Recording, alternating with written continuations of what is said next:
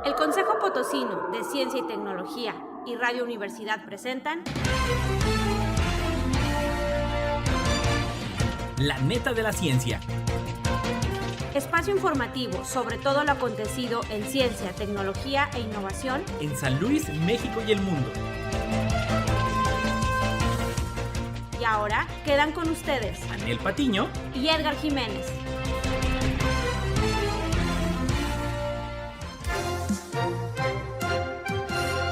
Hola, muy buenos días, con el gusto de saludarle como cada jueves. Bienvenidos a La Neta de la Ciencia, su servidor Edgar Jiménez Félix desde el Consejo Potosino de Ciencia y Tecnología. Estamos transmitiendo directamente desde Radio Universidad, el mejor noticiario de ciencia y tecnología en San Luis Potosí. Un saludo a todos los que nos escuchan a través de sus distintas las redes sociales y en los canales en el 88.5 de FM y en el 1190 de AM. Un saludo a todos los de Matehuala, allá en el altiplano potosino.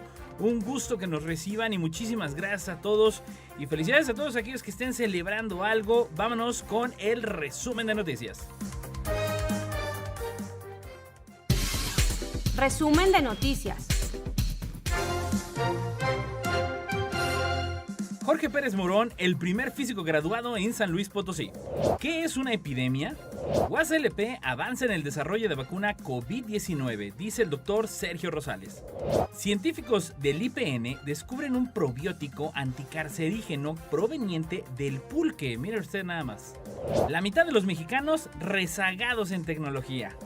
Cambio climático. ¿Por qué el mundo está en riesgo de llegar pronto a un límite de temperatura? Noticias locales.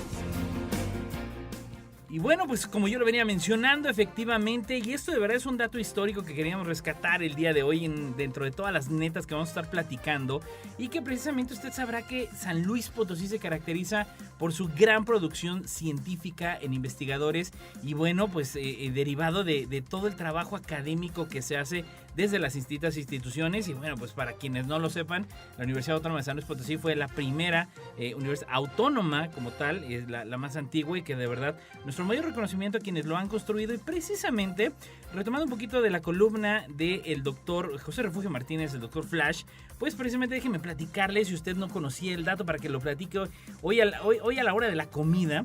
Pues déjame decirle que Jorge Pérez Morón ingresó en 1956 junto con 8 estudiantes a lo que fue la primera generación de la Escuela de Física en la Universidad Autónoma de San Luis Potosí. Él había comenzado en estudiar ingeniería en la UNAM y al enterarse de la apertura de la Escuela de Física en San Luis, se enlistó en sus filas.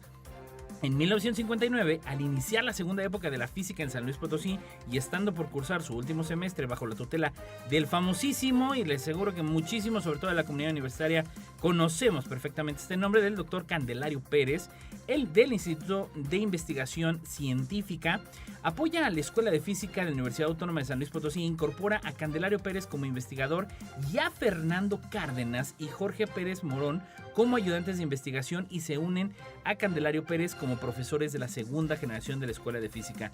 Para el 1961 se titula defendiendo su tesis, proyecto para la creación de un laboratorio de energía nuclear en San Luis Potosí. Le aseguro que son datos que la neta no sabía usted. Y así convirtiéndose en el primer físico titulado en San Luis Potosí, y al poco tiempo emprende su viaje de estudios a Francia. Fíjese, no hace mucho, de hecho hace 8 días estábamos platicando precisamente de lo que fue el foro de becarios con así gobierno del estado de San Luis Potosí, que se realizó el viernes pasado.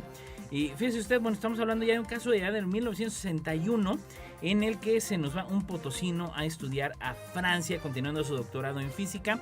4 años después regresa y se incorpora a la empresa Kodak, que bueno, también es toda una historia que contar de esta empresa de fotografía en la ciudad de Guadalajara, abriendo así el campo de aplicación de la física hacia la industria al dedicarse a la fabricación de películas fotográficas. En varias ocasiones visitó en la Universidad Autónoma aquí en San Luis Potosí a fin de participar en eventos académicos, principalmente en el Instituto de Investigación en Comunicación Óptica, mejor conocido como el ICO. Un saludo, un fuerte abrazo a todos los que nos están escuchando desde el ICO allá en la parte oeste de la ciudad, acá en la parte norte oeste. Y que bueno, esta histórica presentación y defensa de su tesis de licenciatura en física del doctor Pérez Morón, que fue en el mes de agosto en aquellos años, en 1961, pues cuentan por ahí que se vistió el salón de clases en un lugar de gala y se transformó en una especie de tribunal de honor. El jurado quedó integrado por 4 miembros. Oye, ese dato interesante de quiénes fueron pues los sinodales de este primer estudiante, que fue el doctor Candelario Pérez. Noticias locales. Alfonso Ledesma como secretario, el químico Crescencio Villalobos de Vocal y Augusto Moreno y Moreno del Instituto de Física de la UNAM. Pues ahí lo tiene usted.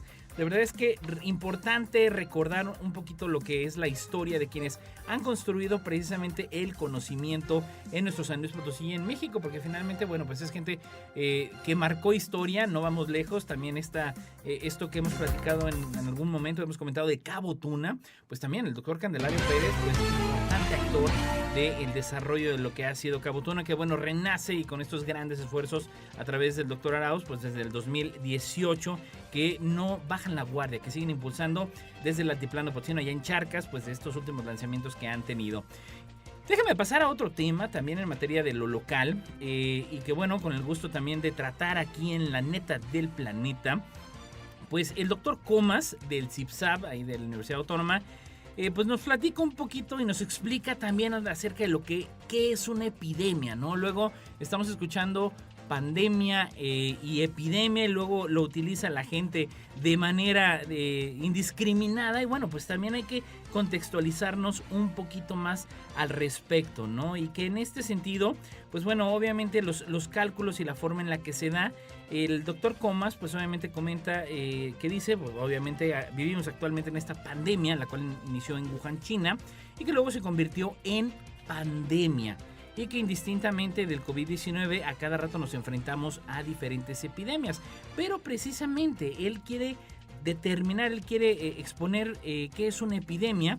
Y bueno, él mismo plantea, si le hiciéramos una pregunta a un epidemiólogo, que precisamente es el profesional de la salud que estudia la distribución, la frecuencia y los factores determinantes de las enfermedades, seguramente respondería con la siguiente definición, que es cuando se detectan más casos de los esperados para una enfermedad en particular en un periodo de tiempo específico y en un lugar determinado. Entonces, al cumplir un poquito esta definición, implica que se debe tener, fíjese usted, información previa del comportamiento, es decir, en términos de tiempo, qué tan rápido, qué tan lento se va diseminando pues la enfermedad, y también en términos geográficos, es decir, qué tanto espacio geográfico va cubriendo pues el proceso del contagio, ¿no? Y entonces, que en este sentido, sin importar si es en qué país, en qué región, estado o ciudad, en cierto momento del año existen números de casos que serían los esperados, es decir, ya calculan los epidemiólogos en decir, pues vamos a llegar a tal número, ¿no? Lo que se calculaba, y recuerden, por ahí, inclusive las autoridades de salud de nuestro país decían, calculaban ciertos números de contagio y hacían ciertas proyecciones, ¿no? Pero bueno, en este sentido, para los epidemiólogos, el hecho de que ellos van trazando, que dicen a determinadas semanas, pues se van presentando casos entre el 5, el 25, 50, 75, 95% que pudieron haber ocurrido. Pero si se llega a tener más del 75% o del 95%, pues entonces ahí se tiene un brote o epidemia. Si el número de casos se tienen por debajo de ese límite, pero de manera continua, entonces estamos llamando algo que se llama endemia, es decir, que queda de alguna manera circunscrito dentro de una región, y que bueno, este viene a ser un método bastante sencillo que se utiliza de manera rutinaria, pero que bueno, aquí depende mucho de la cuestión de los registros. Fíjese usted también cómo cuenta el aspecto de documentar y de ir registrando pues todos estos aspectos de la enfermedad. Entonces aquí pues obviamente el doctor, como dice, deberíamos de preguntar un poquito a las matemáticas, y nos dirían que un brote se da cuando ocurren rápidos o se dan cambios muy rápidos, es decir, no lineales para los matemáticos, tanto en el número de infectados como en el tamaño de la población viral. Es decir, que de repente hay unos cuantos enfermos y ¡pum!, se dispara, ¿no? Se va para arriba la cantidad en términos del espacio que cubren los enfermos y de la velocidad con la cantidad de que van apareciendo estos enfermos, obviamente. Entonces, rápidamente pasamos de tener pocos casos a muchos casos de, obviamente, personas enfermas, y podemos detectar con mayor frecuencia ese patógeno que lo causa. Entonces, bueno, pues finalmente, para entender esta definición, habría que explicar que bajo el concepto de una epidemia, tiene cuatro momentos, explica el doctor Comas. El primero de ellos, hay pocos individuos infectados y la transmisión persona a persona del patógeno es al azar. Sí, que en este sentido, bueno, en el caso de la epidemia del COVID-19 en México, pues esto duró alrededor de entre 20 a 26 días. Posteriormente, la cantidad de virus o de infectados pues rompe un umbral y entonces se da el segundo momento, que se conoce como crecimiento exponencial. Durante este crecimiento, pues bueno, la población se va contagiando rápidamente y a esta velocidad depende obviamente pues de muchas cosas. Pero sobre todo en cuánto tiempo tarda una persona infectada en contagiar y cuánto tiempo dura contagiado. Ahora, en este sentido, lo que puede preocupar más a los epidemiólogos es cuánto tiempo durará este segundo momento, porque se considera que en México este segundo momento, fíjense, interesante, duró aproximadamente 303 a 300, o sea, casi todo el periodo que llevamos de pandemia, es lo que consideramos el segundo momento, ¿no?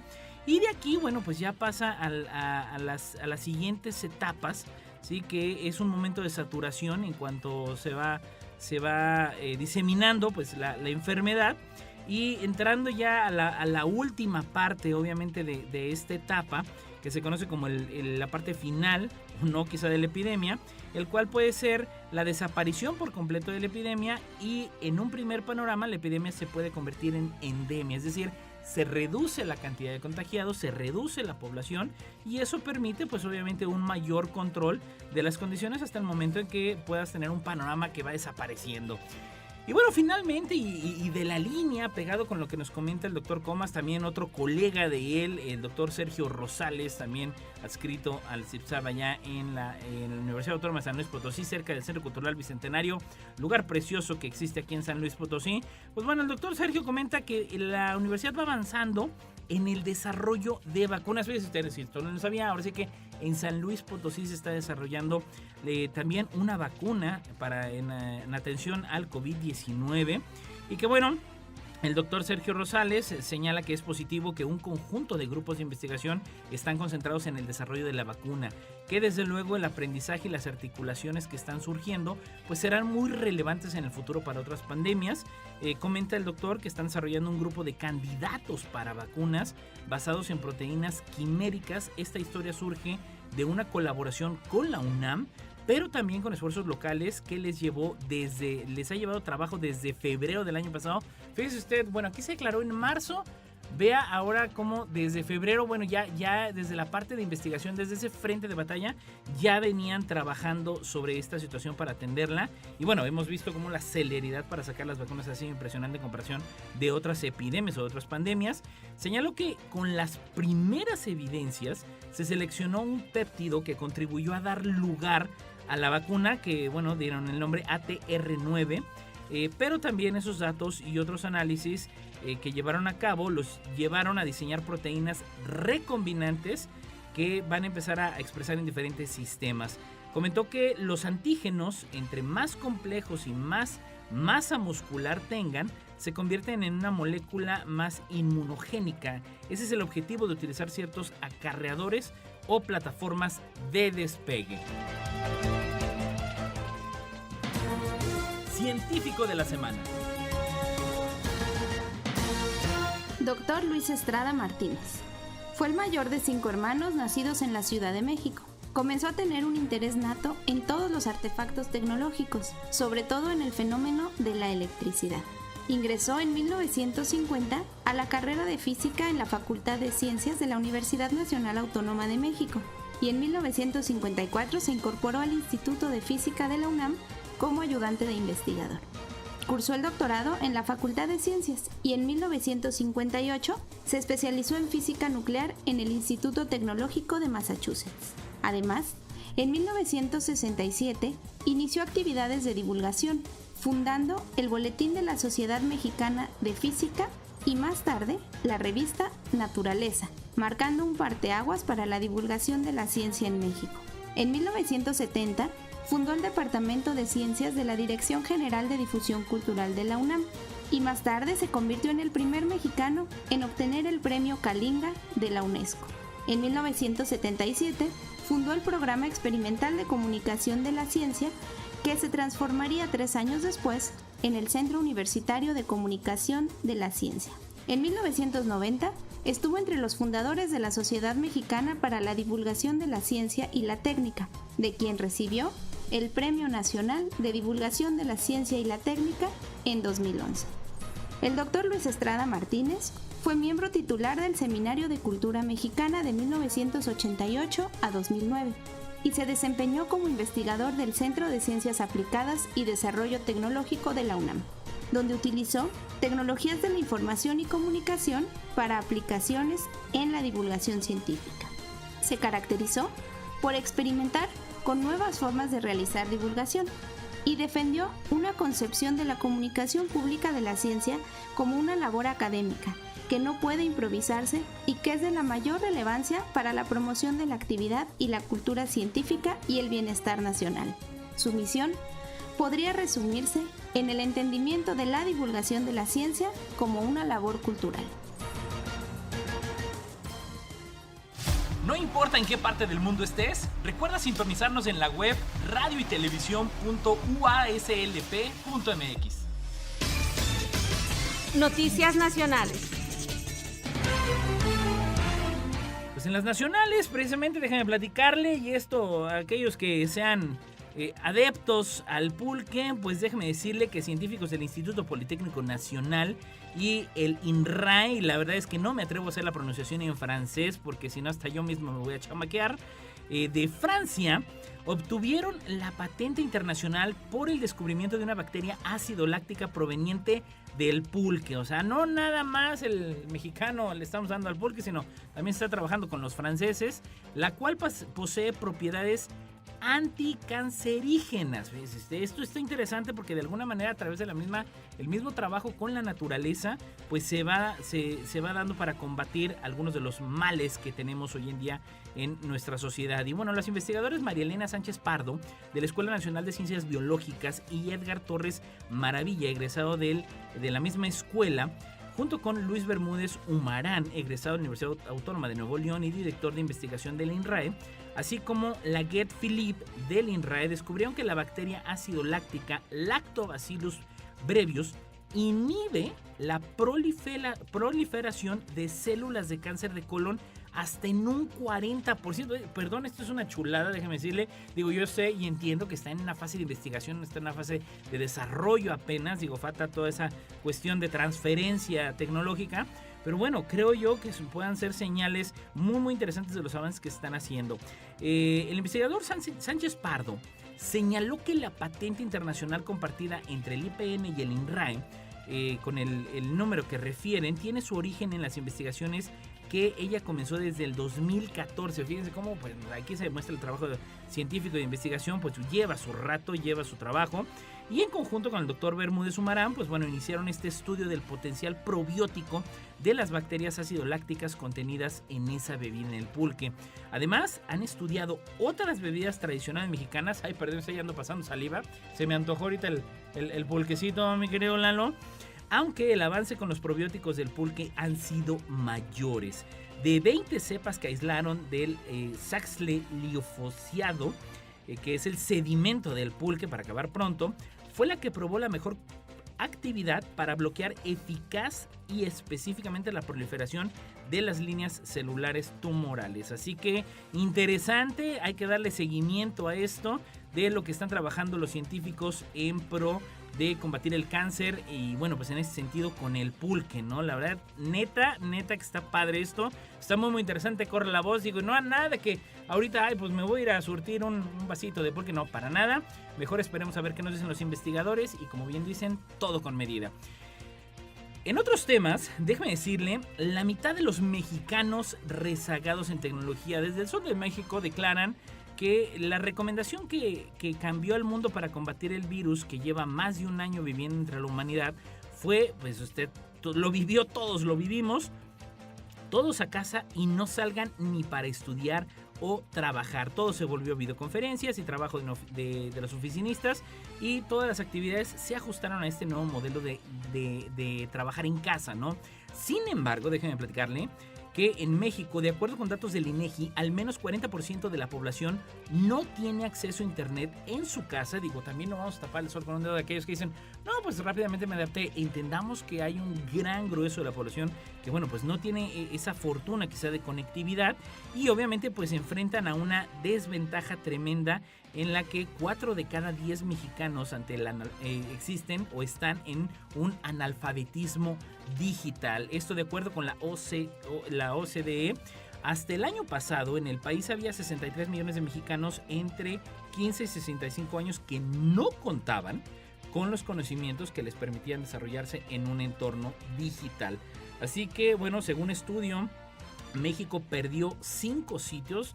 Fíjense, interesante esto debido a que las deficiencias y bueno, en el índice del ranking de competitividad digital del Centro de Competitividad Mundial del Instituto Suizo, el IMD, en el que, bueno, debido a las deficiencias en el marco regulatorio, la calidad de la infraestructura, ojo para aquellos también que están ahorita pues a punto de estar postulándose para un puesto de elección popular. Algunos datos interesantes: deficiencias del marco regulatorio. Esto implica también cuestiones de política pública. La calidad de la infraestructura y las bajas inversiones en tecnología, así como, ojo, también acá toda la banda que andamos en la education, así como problemas de educación y capacitación para utilizar los medios digitales. Ojo, educación y capacitación para los medios digitales. Estos problemas se ahondaron debido a que hay un bajo gasto de gobierno en educación, la baja accesibilidad a la educación superior, así como la falta de mujeres con altos grados educativos llamado, fíjese cómo es transversal y se va conectando. Aquí la relación de las mujeres, la participación de las mujeres con altos grados de especialización también vino a afectar esta situación. Así que un llamado importante, un llamado muy importante para todos aquellos que son tomadores de decisión y nosotros también como sociedad, el exigir, el demandar y el hacer precisamente este llamado en que deba de haber infraestructura, deba de desarrollarse las capacidades, las habilidades en cuanto a la digitalización, en cuanto a las competencias precisamente de uso de la tecnología. ¿Para qué? Para que no nos quedemos atrás, para que nuestro México, para que nuestro San Luis siga trabajando. Noticias internacionales. Y bueno, entrando precisamente a la última nota de esta neta del planeta, de la neta de la ciencia el día de hoy, que bueno, déjeme decirle, hablando precisamente de planeta, cambio climático, ¿por qué el mundo está en riesgo de llegar pronto a un límite de temperatura? Y déjeme decirle que bueno, es cada vez más probable que se alcance un límite de temperatura global clave en uno de los próximos 5 años. Un nuevo estudio señala que para 2025 hay un 40% de probabilidad de que al menos un año sea 1.5 grados centígrados más caliente que el nivel de temperaturas anterior a la era industrial. Y usted dirá en este momento, me dirá, ay Edgar, por favor, 1.5 grados, si lo aguantamos, déjame, voy a Valles y mira cómo me va a ir allá en la Huasteca Potosina. Sí, pero 1.5 grados promedio de temperatura en el planeta, esto implica también las cuestiones de los mares, de los glaciares, y afecta tremendamente. Así que ese es el menor de los 2 límites de temperatura establecidos por el Acuerdo de París sobre el cambio climático. Y bueno, en esta neta, el estudio publicado por la Organización Meteorológica Mundial, la OMM, se basa en modelos de la Oficina Meteorológica del Reino Unido, el Met Office, y contó con la participación de investigadores en 10 países, incluyendo Estados Unidos y China. En la década anterior, fíjese usted, chéquele usted, se había estimado la probabilidad de alcanzar un año el umbral de 1.5 grados en solo el 20%. La nueva evaluación sitúa ese riesgo ahora, es decir, al 40%, se duplicó el riesgo de llegar a este límite de un aumento de 1.5 grados centígrados. Leon Hemerson, científico senior de la Oficina Meteorológica del Reino Unido, dijo a la BBC que al comparar las temperaturas proyectadas con las de 1850, fíjese, los años que estamos hablando, 1850-1900, se ve un claro aumento. Lo que esto significa es que nos estamos acercando a 1.5 grados centígrados todavía, que no hemos llegado, pero nos estamos acercando. Se está acabando el tiempo para las acciones enérgicas que hacen falta ahora, agregó el científico. Y que bueno, cabe señalar, los investigadores han mencionado que incluso si en uno de los próximos 5 años la temperatura aumenta 1.5 grados por encima del nivel preindustrial, se tratará de una situación temporal, debido a la variabilidad natural climática los próximos años. Puede ser un poco más frío y podría pasar otra década o dos más antes de que el límite de 1.5 se cruce en forma permanente. El Acuerdo de París estableció como objetivos mantener el aumento de la temperatura media global a no más de 2 grados centígrados y tratar de no superar esta barrera tan importante. Fíjense lo que nos señalan de 1.5 grados. Se entiende que el acuerdo se refiere a aumentos durante un largo periodo de tiempo en lugar de un solo año. Que bueno, finalmente Joeri Rogel director de investigación del Instituto Grantham en Imperial College en Londres, afirmó que la referencia de 1.5 grados centígrados en el estudio de la Oficina Meteorológica no debe confundirse con el límite de 1.5 en el Acuerdo de París, que refieren estos precisamente al calentamiento global, es decir, el aumento de la temperatura de nuestro planeta una vez que nivelamos las variaciones de un año a otro. Por esto este llamado en que el 2030 es la fecha límite de la humanidad para evitar una catástrofe global.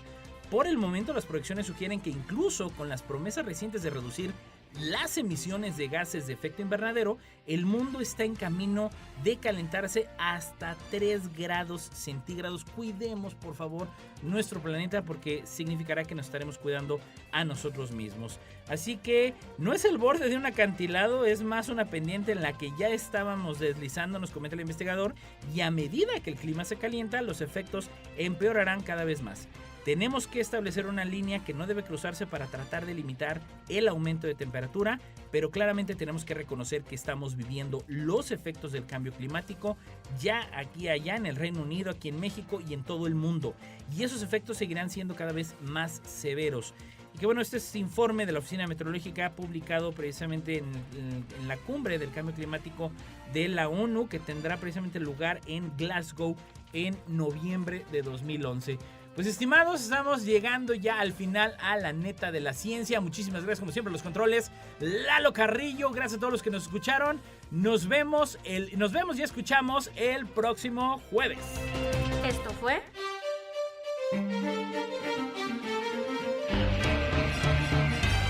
La neta de la ciencia.